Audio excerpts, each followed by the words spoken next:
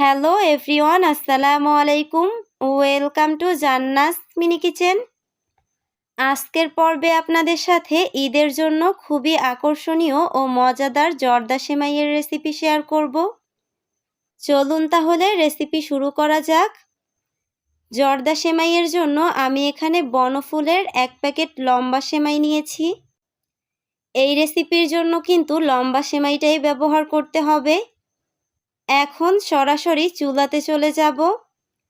প্রথমে একটা প্যানে 1 চা চামচ ঘি দিয়ে দিচ্ছি।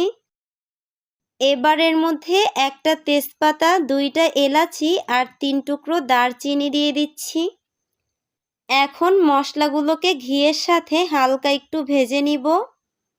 ভাজা হয়ে গেছে, এবার এখানে সেমাইটা অ্যাড করে নিচ্ছি।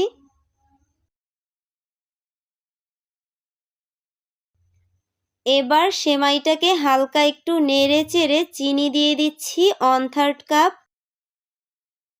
সাথে দিয়ে দিচ্ছি 10-12টার মতো কিশমিশ।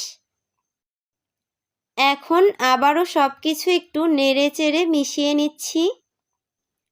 এবার এখানে ফুটন্ত গরম পানি দিয়ে দিচ্ছি 1 কাপ। এখানে কিন্তু ফুটন্ত গরম পানিটাই ব্যবহার করতে হবে। আর এই পানিতেই কিন্তু সেমাইটা পুরোপুরিভাবে সিদ্ধ হয়ে যাবে। যেহেতু আজকে আমি জর্দা সেমাই রান্না করছি, তাই আমি এখানে জর্দা কালার অ্যাড করছি 1 চা চামচ। চাইলে আপনারা কালারটা নাও দিতে পারেন, তবে কালারটা দেওয়ার চেষ্টা করবেন, এতে করে সেমাইটা দেখতে অনেক বেশি আকর্ষণীয় লাগবে। এবার জর্দা কালারটাকে সেমাইয়ের সাথে খুব ভালো করে মিশিয়ে নিচ্ছি।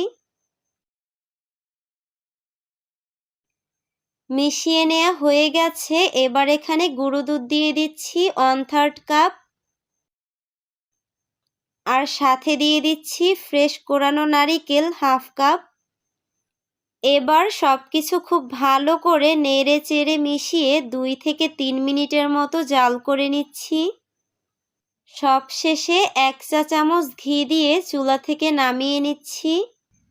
চলুন এবার আপনাদের সার্ভ করে দেখানো যাক। দেখতেই পারছেন সেমাইটা দেখতে কতটা আকর্ষণীয় আর লোভনীয় লাগছে। আর এমন একটা সেমাই ঈদের দিন খাবার টেবিলে থাকলে কিন্তু সবার নজর কাড়বে। আশা করছি আজকের রেসিপি আপনাদের ভালো লেগেছে। আজকের মতো এখানেই বিদায় নিচ্ছি। সবাই ভালো থাকবেন। আল্লাহ হাফেজ।